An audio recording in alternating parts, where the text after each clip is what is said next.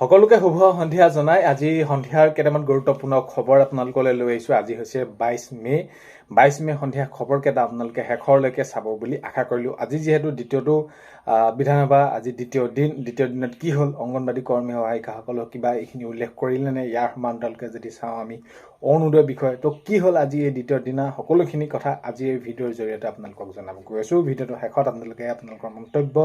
কমেণ্টৰ জৰিয়তে জনাবলৈ নাপাহৰিব। ভিডিঅ'টো ভাল পালে লাইক এটা কৰিব আৰু শ্বেয়াৰ কৰি দিব বুলি আশা কৰিলোঁ। প্ৰথমটো খবৰ হৈছে বিধানসভাৰ দ্বিতীয় দিনা চৰকাৰ বিৰোধী শ্লোগানেৰে বিধানসভাত প্ৰৱেশ কৰিলে কংগ্ৰেছৰ বিধায়কসকলে। তো এতিয়া যিহেতু মূল্যবৃদ্ধি পাইছে, যিহওক অত্যাৱশ্যকীয় মূল্যবৃদ্ধি, অত্যাৱশ্যকীয় সামগ্ৰীৰ মূল্যবৃদ্ধি, তাক লৈ ৰন্ধন গেছৰ, পেট্ৰল, ডিজেল, তো এইসমূহৰ মূল্যবৃদ্ধিক লৈ এতিয়া আজি বিধানসভাৰ দ্বিতীয় দিনা চৰকাৰ বিৰোধী শ্লোগানেৰে দেখা গ'ল বিধানসভাত প্ৰৱেশ কংগ্ৰেছৰ বিধায়কসকলে। কংগ্ৰেছৰ বিধায়কসকলে কৈছে যে এই চৰকাৰে কি কৰিব, এই চৰকাৰে কোনো ধৰণৰ মূল্যবৃদ্ধি ৰোধ কৰিব পৰা নাই, মূল্যবৃদ্ধিৰ ক্ষেত্ৰত তেওঁলোকে কৰিব পৰা নাই, আৰু অতি সোনকালে এই যি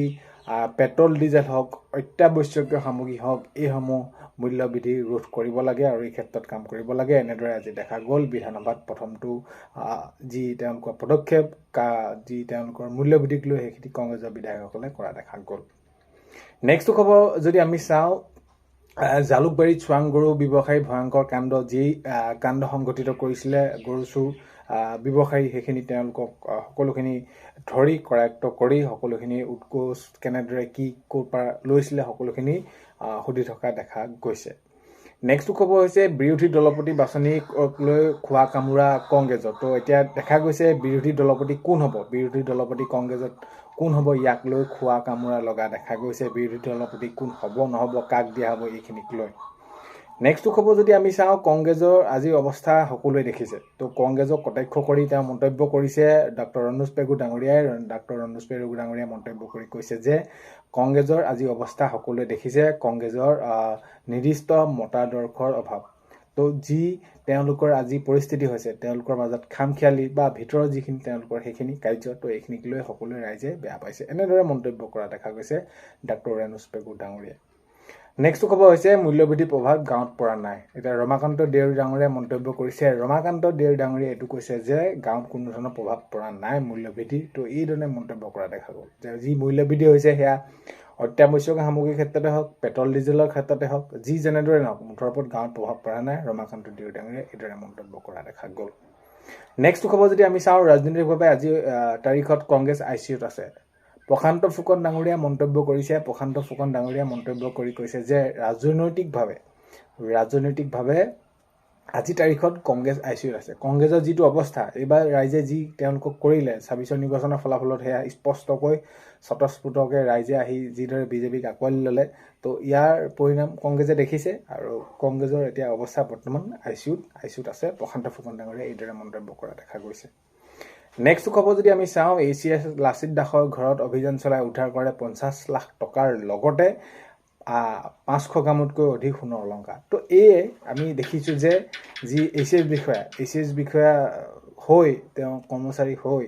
তো যিটো নেকি তেওঁ সেইখিনি ধৰা পৰিলে যেনেধৰণৰ ঘোষ লৈ, তো এতিয়া সঁচাকৈ বহুত বেছি এইটো সমাজৰ বাবে, ৰাইজৰ এইখিনি দেখিছে, এইটো বহুত বেছি বেয়া খবৰ। কাৰণ এটি চৰকাৰী চাকৰি পাবৰ বাবে কিমান কষ্ট কৰিব লগা হয়, কষ্টৰ বিনিময়ত, সাধনাৰ বিনিময়ত চাকৰি এটি পায়, আৰু চাকৰিটো পাবৰ কাৰণে কেনেকুৱা ধৰণৰ কি চলি থাকে আমি সেইখিনি দেখি আহিছোঁ। কিন্তু চাকৰিটো পোৱাৰ পাছত ৰাইজৰ হৈ কাম কৰিব লাগে, ৰাইজৰ সেৱাৰ বাবে কাম কৰিব লাগে, কিন্তু তাৰ বিপৰীতে আমি দেখা যায় কি যে ৰাইজৰ পৰা কামৰ বিনিময়ত তেওঁলোকে টকা লয় আৰু লাখ লাখ টকা পাহাৰ গঢ়ে। তেতিয়া সেইখিনি ধৰা পৰিলে, ধৰা পোৱাৰ পাছত অভিযান চলাই উদ্ধাৰ কৰে 50 লাখ টকা। তো এতিয়া আজিৰ অৱস্থাটো যদি আমি চাওঁ, এই দুখীয়া দৰিদ্ৰ সীমাৰেখাৰ তলৰ পৰিয়ালৰ লোকসকল, তেওঁলোকে দৈনিক মজুৰি কৰে, কোনোবাই মজুৰি কৰিবলৈ নোৱাৰেও, টকা নাই, টকাৰ অভাৱ, তেওঁলোকে দিনটো চলিবলৈ টান। কিন্তু এই যে লাখ লাখ, 1 লাখ, 2 লাখ, 50 লাখ, 2 কোটি, 3 কোটি, এনেকুৱা ধৰণৰ টকা ইমান কিয়? ৰাইজৰ হৈ কাম কৰক,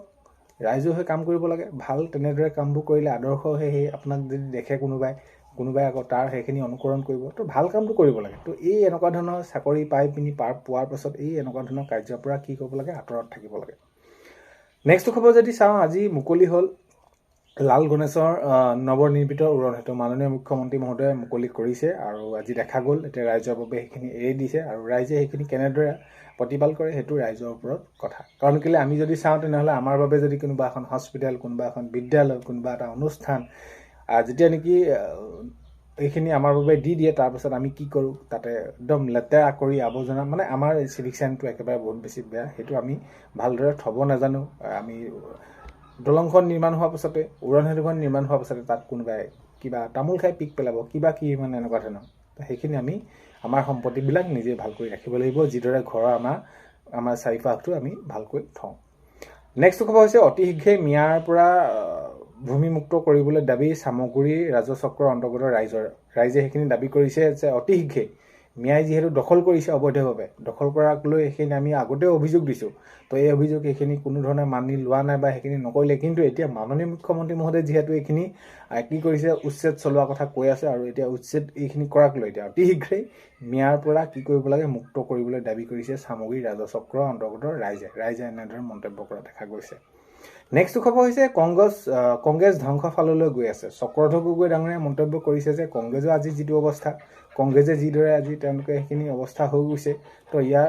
ফল তেওঁলোকে পাইছে এতিয়া কংগ্ৰেছ হৈ গৈছে কি ধ্বংস ফাললৈ গৈ আছে বুলি তেওঁ মন্তব্য কৰিছে নেক্সট খবৰ হৈছে ভূপেন বৰা ডাঙৰীয়াই মন্তব্য কৰিছে যেতিয়ালৈকে APCC থাকিব এনেকৈ থাকিব কংগ্ৰেছৰ ডুব গৈ থাকিব APCC থাকিলে APCC যদি হয় তেনেহ'লে হ'বলৈ হ'লে এই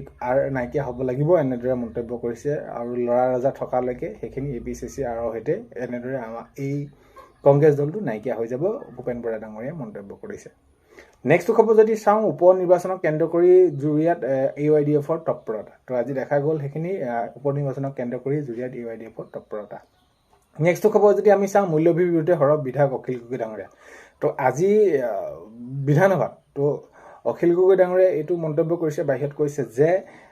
যি মূল্যবৃদ্ধিৰ ক্ষেত্ৰত গেছৰ ক্ষেত্ৰতে হওক তেল নিমখৰ ক্ষেত্ৰতে হওক চাউলৰ ক্ষেত্ৰতে হওক যি য'তে নহওক এই যে মূল্যবৃদ্ধি হৈছে মূল্যবৃদ্ধি কিয় তেওঁলোকে ৰোধ কৰিব পৰা নাই তেওঁলোকে বৰ কথা কয় বিজেপি চৰকাৰক কঠোৰ সমালোচনা কৰিছে বৰ কথা কয় কিন্তু এইখিনি কাম কিয় কৰিব পৰা নাই ৰোধ কিয় কৰিব পৰা নাই অতি সোনকালে এইখিনি ৰাইজৰ হৈ এইখিনি চিন্তা কৰিব লাগে ভালকৈ কামবিলাক কৰিব লাগে ৰোধ কৰিব লাগে মূল্যবৃদ্ধি এইখিনি হ্ৰাস হ'ব লাগে নেক্সট খবৰ হৈছে দাম বৃদ্ধি ৰোধ নহ'লে ধাৰাবাহিক আন্দোলন অব্যাহত থাকিব উৎপল শৰ্মা ডাঙৰীয়াই মন্তব্য কৰিছে যে যদি এই যি দাম বৃদ্ধি বস্তুবিলাকৰ মেডিচিনৰ পৰা আৰম্ভ কৰি ঔষধৰ পৰা আৰম্ভ কৰি সকলোখিনি যদি সেইখিনি কি হয় ৰোধ নহয় তেনেহ'লে আমি কি কৰিম ধাৰাবাহিক আন্দোলন কৰি থাকিম বুলি উৎপল শৰ্মা ডাঙৰীয়াই মন্তব্য কৰি কৈছে তো কালি নিশা ৰাজীৱ ভৱনত গণ্ডগোল এটা হৈছিল মানি ল'লোঁ তো যিহেতু এতিয়া তেওঁলোকৰ দলপতিক লৈ সেইখিনি কাক দিব কাক নিদিব এইখিনিক লৈ তেওঁলোকে সেইখিনি চিন্তা চৰ্চা হৈছে তেওঁলোকৰ মাজত বাক বিতণ্ডা হৈছে আৰু এইখিনি ক্ষেত্ৰত যিহেতু সাংবাদিকসকলে সুধিছে আব্দুৰ ৰহিম আহমেদ ডাঙৰীয়াক বিধানসভালৈ যিহেতু এইখিনি আহিছে আৰু তেওঁলোকক সেইখিনি কৈছে তো এতিয়া দেখা গ'ল যে কালি নিশা ৰাজীৱ ভৱনত গণ্ডগোল এটা হৈছিলে সেইটো মানি ল'লোঁ কিন্তু যে আপোনালোকে বা এই যি যেনেদৰে এটা খবৰ ওলাইছে মাৰপিট হৈছে মাৰপিট পৰ্যন্তলৈ কেতিয়াও যোৱা নাই এইদৰে মন্তব্য কৰা দেখা গৈছে নেক্সট খবৰ হৈছে নিৰ্বাচনত হাৰিলে এইটো নুবুজায় যে আমি একেবাৰে ভোটে পোৱা নাই ৰেকিবুদ্দিন আহমেদ ডাঙৰীয়াই এইটো মন্তব্য কৰি কৈছে যে আমি নিৰ্বাচনত পৰাজয় হ'লোঁ হয় এইটো নহয় যে আমাক বহুতে কৈছে মিয়া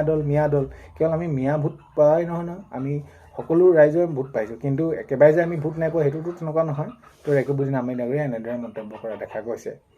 অত্যাৱশ্যকীয় সামগ্ৰীৰ দাম বৃদ্ধিৰ বিৰুদ্ধে নলবাৰীত আজি প্ৰতিবাদ কৰা দেখা গৈছে অত্যাৱশ্যকীয় সামগ্ৰীক লৈ মূল্যবৃদ্ধিক লৈ ৰাজপথৰ কপালে সদৌ অসম ছাত্ৰ সন্থাই মূল্যবৃদ্ধি যি হৈছে তাক লৈ এতিয়া সদৌ অসম ছাত্ৰ সন্থাই ৰাজপথ কটোৱা দেখা গৈছে নেক্সট খবৰ হৈছে মহানগৰীত চিলনী চোৰৰ সন্ত্ৰাস এতিয়া চিলনী চোৰে মহানগৰীত সন্ত্ৰাস কৰিছে ডকাইত চোৰ এইবিলাক বহুত বেছি সঘনাই হ'বলৈ ধৰিছে এতিয়া বিধানসভাত কি হ'ল অংগনবাদী কৰ্মী সহায়িকাসকলৰ যি এককালীন দিয়া কথা কৈছে এতিয়ালৈ কি হ'ব কি নহ'ব কোনো ধৰণৰ এতিয়া সিদ্ধান্ত কৰা নাই কিন্তু আগন্তুক সময়ত অতি সোনকালে এই অংগনবাদী কৰ্মী সহায়িকাসকলক এককালীন দিয়াটো নিশ্চিত হৈ পৰিছে অতি সোনকালে দিব মাননীয় মুখ্যমন্ত্ৰী মহোদয়ে যিহেতু প্ৰতিশ্ৰুতি দিছে যে আমি যিসমূহ প্ৰতিশ্ৰুতি দিছিলোঁ সকলোখিনি আমি পূৰ কৰাৰ দিশে আগবাঢ়িম আৰু আমি সেইখিনি কাম কৰিম আৰু অংগনবাদী কৰ্মী সহায়িকাসকলে সেইখিনি এককালীন দিয়া হ'ব অৰুণোদয় আঁচনিৰ ক্ষেত্ৰতো কৈছে সেই একেই অৰুণোদয় আঁচনি অহা মাহত আপোনালোকে নিশ্চয় পাব অৰুণোদয় আঁচনি আপোনালোকে পাবলৈ গৈ আছে আৰু যিটো 3000 বুলি কৈছে সেইটো নহয় আপোনালোকক পৰ্যায়ক্ৰমে বৃদ্ধি কৰা হ'ব আপোনালোকে অৰুণোদয় আঁচনি অহা মাহৰ পৰা সেইখিনি লাভ কৰিব আজি 22 মে সন্ধিয়া খবৰ এইকেইটা আপোনালোকক জনালোঁ ভিডিঅ'টো শেষলৈকে চোৱাৰ বাবে বহুতেই বেছি ধন্যবাদ এইখিনিতে আপোনালোকক এটা অনুৰোধ কৰিম চেনেলটোলৈ যদি আপোনালোক নতুনকৈ আহিছে ছাবস্ক্ৰাইব কৰাৰ লগতে কাষতে থকা বেল আইকনটো প্ৰেছ কৰি অল কৰি থ'ব যাতে নতুন এটা ভিডিঅ' দিয়াৰ লগে লগে আপোনালোকে আগতীয়াকৈ চাবলৈ পায় আজিলৈ মানে অন্য এটা ভিডিঅ'তে লগ পোৱা হয়